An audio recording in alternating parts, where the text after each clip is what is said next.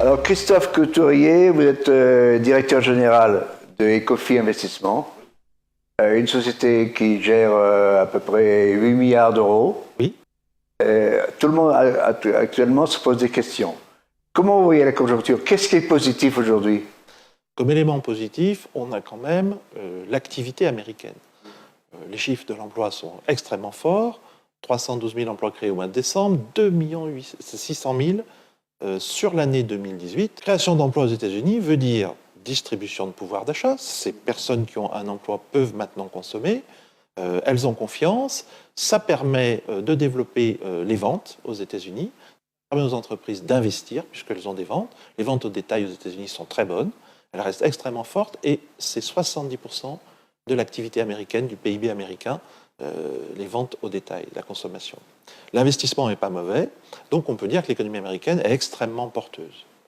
Maintenant, il y a un certain nombre d'éléments qui poussent à nuancer, notamment du fait des éléments de conflit commercial entre les États-Unis et la Chine. La Chine est en phase de ralentissement. Ça, on le constate. Je pense que ça a déjà été anticipé par les marchés, mais il y a un élément positif important, c'est que les autorités chinoises ont bien réagi fortement. Elles ont abaissé les réserves obligatoires des banques, ce qui permet aux banques de faire plus de crédits. Et ça, c'est extrêmement positif. Elles ont libéré également l'immobilier en Chine, ce qui permet à l'immobilier de repartir à la hausse. Donc normalement, la Chine ralentit, mais elle va peut-être repartir si ces mesures réussissent. Alors, Christophe Couturier, dans vos actifs, vous avez une part d'action et une part d'obligation. Ça se répartit comment aujourd'hui? Sur la répartition de l'encours, nous avons plutôt des obligations, mais nous sommes très attachés quand même à la gestion action, qui aujourd'hui, il nous semble que les actions sont, par rapport aux obligations, plus intéressantes, dans la mesure où, si on a un horizon de long terme, vous pouvez trouver aujourd'hui, sur un portefeuille de valeurs de type CAC 40, un rendement qui est proche de 5%. Si on compare au rendement des obligations, on est sur l'État à 0,50. Si vous prenez des obligations d'entreprise, vous arrivez entre 1 et 1,50. Vous avez donc plus de 4 points de surperformance en rendement des actions par rapport aux obligations. Donc sur un horizon de 10 ans, c'est une protection de près de la moitié, ce qui veut dire qu'il faudrait que les actions chutent en capital de plus de la moitié pour qu'on soit perdant par rapport aux obligations.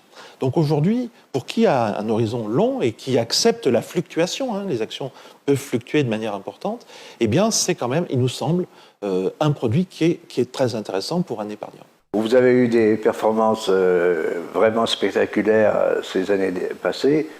Est-ce que pour l'avenir, ça sera encore possible? Quelle est votre vision du futur? 2018 a été une année très difficile, mais je pense que justement, il y a du potentiel pour l'avenir, en particulier sur les classes d'actions. Vous avez quand même des avancées technologiques qui sont très importantes, donc vous aurez des entreprises dans lesquelles qu'il faudra bien sélectionner, bien sûr, mais qui vont dégager de la valeur ajoutée. Vous avez aujourd'hui des très belles entreprises françaises, des entreprises comme Air Liquide, par exemple, qui vont dégager sur le long terme de la valeur ajoutée. L'Oréal reste toujours extrêmement performante.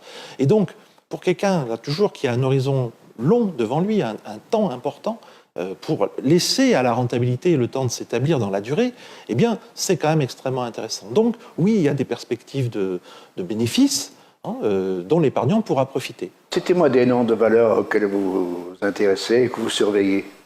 Nous, on est, si vous voulez, on trouve que les banques ont eu une période très, très difficile. Elles sont extrêmement sous-cotées. Vous prenez une entreprise comme la Société Générale, elle cote quoi? La moitié de ses fonds propres, ce qui est vraiment très très peu. Elle a un rendement de plus de 8%. Donc si vous avez ça dans votre portefeuille, il vous suffit d'attendre. Nous avons également toutes des valeurs qui, sur les technologies, vont être porteuses. Donc, je ne veux pas citer plus l'une que l'autre, mais il y a aujourd'hui de très belles affaires en bourse qui ne sont pas très chères. Je suis content, Christophe Couturier, de trouver un gestionnaire positif dans un marché difficile. Merci. Merci beaucoup.